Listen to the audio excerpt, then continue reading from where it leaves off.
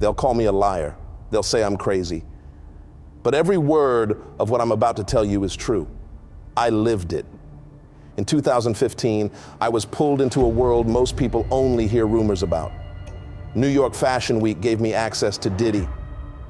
And Diddy gave me access to something even darker, a secret second wedding ceremony for Jay-Z and Beyoncé, one no cameras were allowed to see. I thought I was being welcomed into power. I didn't realize I was being trapped inside something ancient. It starts with a handshake, but it ends with you standing in a room where even God won't follow. If this gets out, I'll be dead soon. That's not a figure of speech. I mean it. If you're watching this, it's because I finally got desperate enough to speak, to get this story out there before they come back for me. I wasn't supposed to live through that night. Honestly, I don't think I did. I was a nobody back in 2015. Just another pretty face trying to claw his way into New York Fashion Week. I slept on couches, rotated the same 3 shirts, and lived off deli coffee and casting calls. No manager, no agency, just a dream and a jawline. So when I landed a last-minute spot walking for this edgy underground label, half art school madness, half fashion, I thought it was my shot. The backstage was chaos, hair dryers buzzing, designers screaming, models stripping in front of full-length mirrors like mannequins in motion. Then everything stopped. The room got quiet, like someone hit mute on the world. People started whispering, phones went down. Diddy walked in. I'd never seen that kind of energy before. Everyone tried to act cool, but it was like gravity shifted. He wasn't even trying to command attention, he just was. He scanned the room like he was looking for something, and then he saw me. I didn't even know what to say. I just nodded like an idiot. He walked up, slow, smooth, calm. "You got it," he said. "You got it." That was it. No introduction, no context, just that. Then he walked away. After the show, as I was changing in the back with my heart still pounding, one of the coordinators pulled me aside and said, "Mr. Combs wants to see you." The room spun.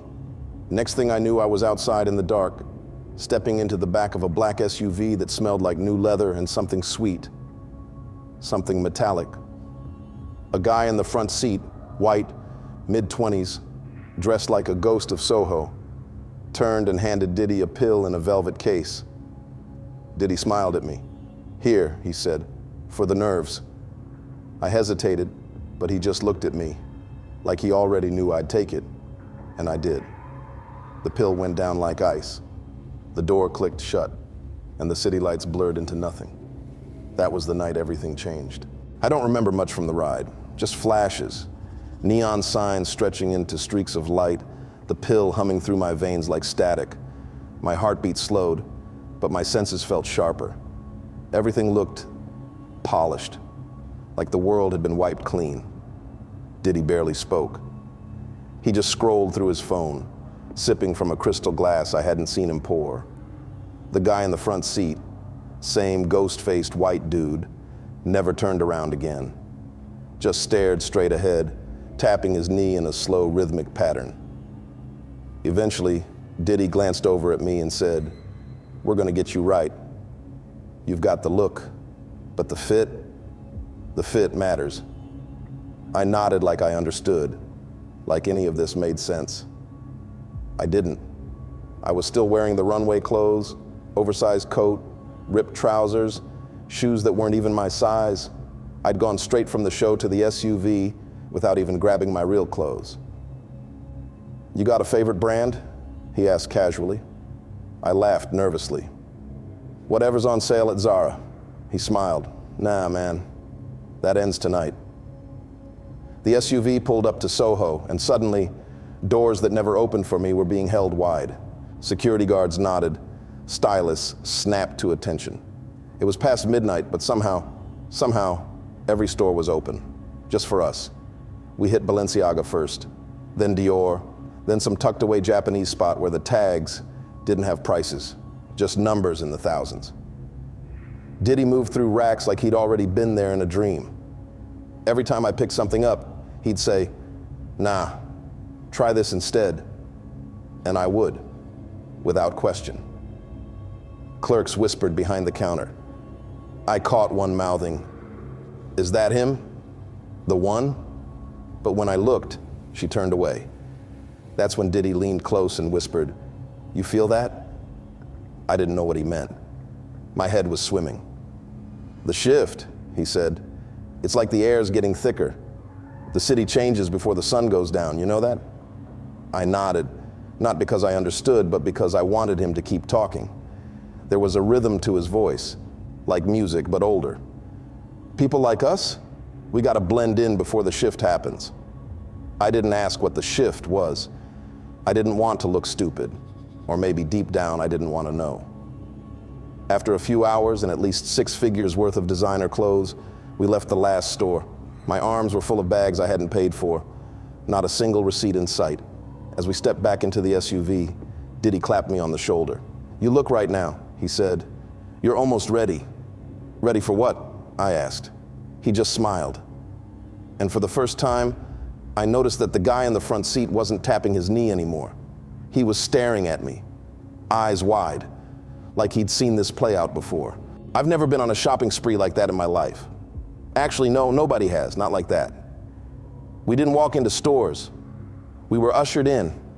Red carpets seemed to unroll themselves. Lights dimmed, music shifted. I swear at one point, a clerk at Dior whispered, "It's really happening," like she was bracing for something cosmic. Diddy walked through each space like a king inspecting his kingdom. Everything he pointed at, shoes, jackets, chains, full racks, was instantly mine. "Throw it on him," he'd say. "Let me see it in motion." He was dressing me like a doll. "No, like a prop." "Walk for me," he'd say. "There, like that, clean." "You see this, Mike?" He'd shout to the white guy who never responded, just watched. At first, I thought it was generosity. Then it started to feel like grooming. I'd try on an outfit and he'd tilt his head like he was studying a statue. "Nah, not this one. Try the yogi. That cut's ancient, timeless, like what the priests used to wear." I laughed nervously. He didn't. Store staff wouldn't meet my eyes. One girl, a stylist with shaky hands, whispered while pinning my cuffs, "You're lucky. You must be chosen." "Chosen for what?" I asked. Her eyes flicked to Diddy, who was deep in conversation with someone I didn't recognize. Someone in a tailored cloak with symbols embroidered into the lining. Gold thread, horns, crowns. She never answered me. At our last stop, Diddy bought out the entire back wall of a hidden boutique that didn't even have a sign outside. The air inside was stale, no music, just the soft whir of a projector showing blurred, looping footage of people walking in slow motion, men, women, children, naked and expressionless, like they were asleep. "That's vintage ceremony tape," Diddy told me casually. "Inspired a whole era of fashion, you'll see." I didn't know what the hell he meant. By the time we got back into the SUV, my arms were sore from carrying bags. I asked where we were going next. He just looked at me, smirked, and said, "Home." But we didn't go to my place. We never even asked where I lived. We went downtown, past Soho, past the lights, past the part of the city I recognized. The SUV pulled into a private elevator tucked in between 2 abandoned warehouses. No labels, just a camera, a beep. We rode in silence. Then the doors opened, and I stepped into a loft that didn't feel like New York. It felt like a stage built in hell. The loft was huge, bigger than any apartment I'd ever seen in New York. Exposed brick walls, black marble floors, towering mirrors leaning against every surface. No windows, just long, vertical lights that pulsed low and warm, like a heartbeat. At first I thought it was empty. Then I saw them. Scattered across velvet couches and fainting chairs were people. Models, influencers, musicians I half recognized. Some still in their Fashion Week outfits. Others dressed in nothing but silk robes, sipping from glasses filled with something thick and golden. They barely moved. They watched. They watched me. Diddy walked in like he owned the place, because he did. He tossed my bags onto a massive antique table and clapped his hands once, sharp. "Let's get you right, man. Tonight's big." I didn't ask what he meant. I just obeyed. I was too deep to question anything now. One by one, I pulled out the clothes he had bought. The moment I held something up, a jacket, a pair of trousers, a necklace, someone would step forward from the couches to hand me a glass or a pill or simply nod in approval. It felt like a fitting, but also like an audition. Every outfit had a different energy. Some were regal, others almost priestly, flowing, somber, heavy. A few were strangely exposing, mesh, silk, skin tight. Each time I changed and walked across the room, Diddy watched me with a sharp, predatory attention. His eyes followed every step, every breath. He was studying me, not like a stylist dressing a client, but like a craftsman sizing up a sacrifice. Perfect, he muttered, when I tried on a black silk suit with silver threading, just like the prophecy. He said it so casually I almost missed it. The prophecy? I asked, half joking. He grinned, wide and wolfish. You'll see, he said. Tonight, you're gonna be part of something real, man. Not that plastic runway bullshit. Real history. I laughed awkwardly, assuming he meant some exclusive after party. But then he added, almost flirtatiously, you clean up real nice, like you were made for this. For a second, the energy shifted. Flirty, weird, but it wasn't aggressive. It was possessive, harmless on the surface, but in the way a spider gently wraps a fly in silk. Around us, the models and influencers murmured, whispered prayers or poems, I couldn't tell. I caught phrases, crowned in shadow, chosen by blood. The shift comes at dusk. When I caught my reflection in one of the mirrors, I barely recognized myself. I didn't look tired or worn down anymore. I looked polished. I looked claimed. Diddy finally stood, adjusting his black diamond-studded watch, and clapped a heavy hand on my shoulder. You ready? He asked. For what? I asked, my voice drier than I meant it to be. He just smiled, and from behind me, one of the girls stepped forward, holding out a black envelope. I opened it with trembling fingers. Inside was a single symbol, stamped in silver foil, 2 horns, a crown, and underneath it, in handwriting that looked older than ink itself, 2 words, the wedding. For the next few days, I lived inside a dream I couldn't wake up from. After the fitting at the loft, Diddy didn't send me home. He didn't even ask if I had anywhere to be. He just moved me like a piece on a board, city to city, club to club, private jet to private yacht. I flew with his entourage, Meek Mill, Rick Ross, The Game, all of them buzzing with energy, but strangely, quiet around Diddy, like soldiers around a king, laughing when he laughed, drinking when he drank, silent when he went cold.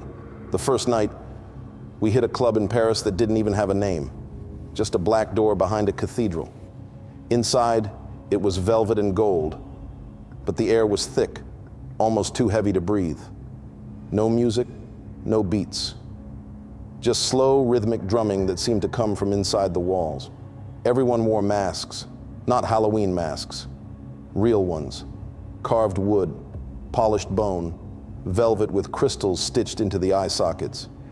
It was beautiful. It was horrifying.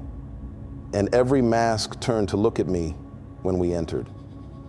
At first, I told myself I was imagining it, that I was drunk, jet-lagged, overwhelmed. But the feeling didn't leave. In Milan, it was worse. We shopped at a boutique that wasn't open to the public. No signs, no receipts. Just cold-eyed tailors who didn't speak, who measured you like they were fitting you for a coffin. Everything Diddy bought me was black. Black shirts, black suits, black shoes, black rings, black cufflinks shaped like tiny horns. When I joked about it, guess I'm Batman now? Nobody laughed. Not Diddy, not Meek, not Ross. They just looked at me, blank and glassy-eyed. The longer I stayed, the more I realized nobody was really partying. Not the way you think. Yeah, there were girls, drinks, private rooms, but everything felt staged, like a rehearsal, like we were all practicing for something bigger. And always at the center of it was Diddy, watching, smiling, testing. One night, in a marble-lined club in London, he slipped an envelope into my jacket pocket without saying a word. I opened it later in the bathroom. Inside was that same symbol. 2 horns, a crown, underneath, a date, a time, no location, no instructions, just be ready. On the morning of the date, the vibe shifted completely. Everything went still. No more joking, no more champagne. I was given strict orders. Black suit, black shirt, black shoes, no jewelry, no watches, no phones. The SUV picked me up in total silence. Inside were 5 other people, faces hidden behind elaborate Venetian masks, gold, crimson, black. I asked no questions. I put on the mask Diddy had left for me. Simple, smooth black porcelain. The SUV left us at a crumbling staircase, hidden behind chain-link fences and fake construction signs. To the world above, it was just another forgotten subway project. But here, under the city's skin, something was alive. Candles lined the steps, their flames barely holding against the thick, breathless air. The wax pooled onto the stone like blood. We descended in total silence. No phones, no speaking, no turning back. The masked guests around me moved like they knew exactly where they were going. I tried to mimic their pace, even though my heart hammered in my throat. At the bottom of the stairs, the tunnel opened up into a vast abandoned station, lit only by hundreds, maybe thousands of candles. Every surface was draped in deep red velvet, strange symbols painted onto the walls in black ash.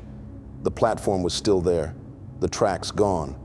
In their place, a black stone aisle leading to a raised altar carved out of the bedrock itself. And there, at the center, stood Diddy. He wore a long black robe embroidered with shimmering silver thread, the same horn and crown symbol stitched into his chest. His face was bare, no mask. His eyes, they weren't right. They caught the candlelight wrong, reflected too much, glowed faintly, like dying coals. Behind him, flanking the altar, stood Jay-Z and Beyoncé. Jay wore a black tailored suit, but it wasn't designer. It looked ancient, heavy, robes disguised as modern fashion. Beyoncé stood next to him in a flowing gown that shimmered between black and crimson as she moved. Her face was serene, emotionless. They weren't the power couple I knew from magazines.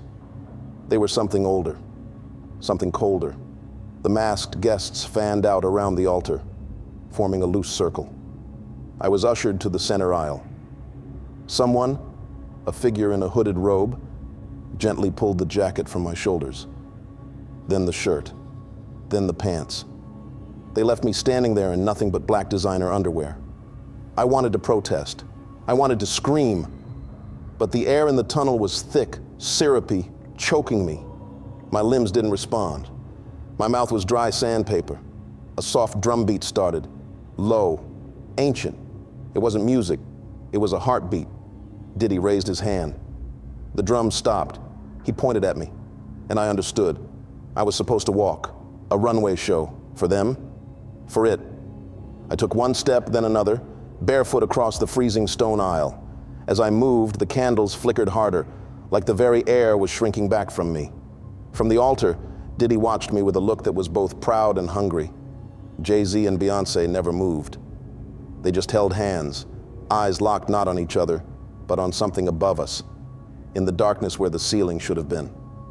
When I reached the altar, Diddy spoke, but it wasn't English. The words scraped across my brain like metal on stone, deep, vibrating syllables that made my skin crawl. Behind him, a statue towered. It hadn't been there when we entered. At least I hadn't seen it. 10 feet tall, twisted horns curling up from a leering face, a heavy crown cracked and broken. Its stone eyes were empty, or maybe they were waiting to be filled. Diddy lifted a glass, a crystal goblet filled with something thick and dark. Not wine, not even close. Jay-Z and Beyoncé each took a glass. Diddy offered them the final one. They drank. Together. The crowd of masked guests began to chant. Soft at first, then rising, louder, building like a tidal wave. Their words weren't human, not meant for human throats. I couldn't move. I couldn't breathe. and somewhere deep behind the statue's dead eyes, something blinked awake. Jay-Z and Beyoncé stood frozen before the altar, blood-streaked hands clasped, their heads bowed. Behind them, the demon statue loomed, its cracked crown glinting with the same light that twisted Diddy's pupils into molten pits. The ground beneath the altar rumbled, a deep, low vibration, like something ancient shifting far below us. I felt it through my bare feet, through my ribs, rattling my teeth. For one breathless moment, the world seemed to tilt. The walls bent inward. The candle flame stretched long and blue. Something stepped through. I didn't see it. I felt it. A pressure, a gaze, like a hand curling inside my skull, squeezing. Then, just as quickly as it began, it ended. The flame snapped back to life. The chanting stopped. The air returned to the room like a dying gasp. Diddy lowered his arms, smiling wider than I thought was physically possible. "It is done," he said.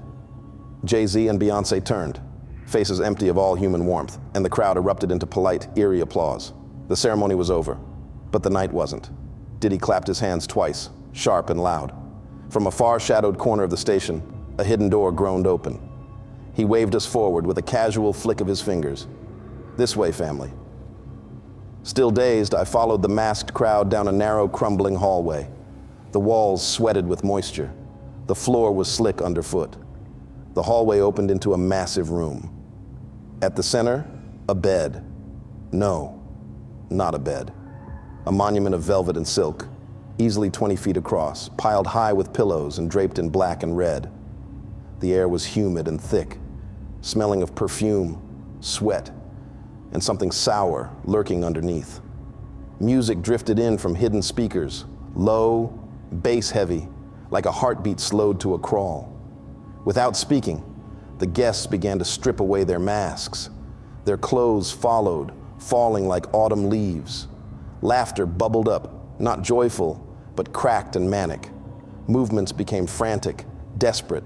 Hands groped, mouths found skin, bodies tangled and writhed together like a living, breathing beast.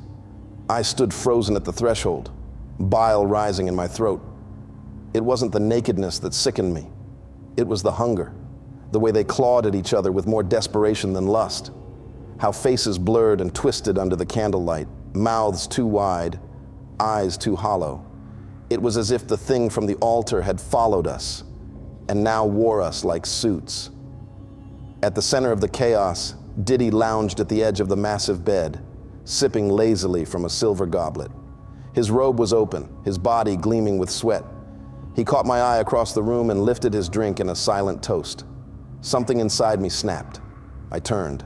Quiet as I could, I slipped backward, edging along the walls, heart slamming against my ribs. Nobody noticed. Nobody cared. They were too busy tearing each other apart. I found the hallway again, stumbled down it, gagging on the thick, sweet rot in the air, up the crumbling staircase, past the guards who didn't even blink at me, into the dead, early morning streets of New York, where the city lights had never looked so cold. I didn't stop running until the first sliver of sunlight bled over the skyline. And even then, I never really left that tunnel. I don't remember getting back to my apartment. I woke up 2 days later, still in the black underwear Diddy had chosen for me. The brand from that night seared into my chest like a fresh burn. 2 horns, a crown. A permanent reminder that no matter how far I ran, I'd always belong to them. There were no messages from Diddy, no threats, no offers, just silence. And every now and then, a black envelope would appear under my door, empty, waiting. I never contacted him again. I stopped modeling.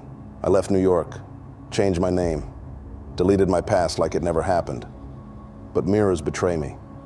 Every time I catch my reflection, I feel it. That night, that altar, those eyes.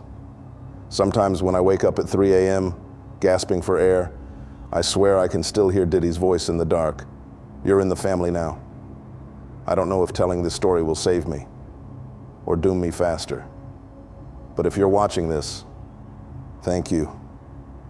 Thank you to this channel for giving me a place to finally speak. The world's starting to see the truth about him, about all of them. I just hope it's not too late. Because if they find out I talk, well, you'll know what happened if I go missing. Stay tuned. There's more, much more. And it's uglier than you think.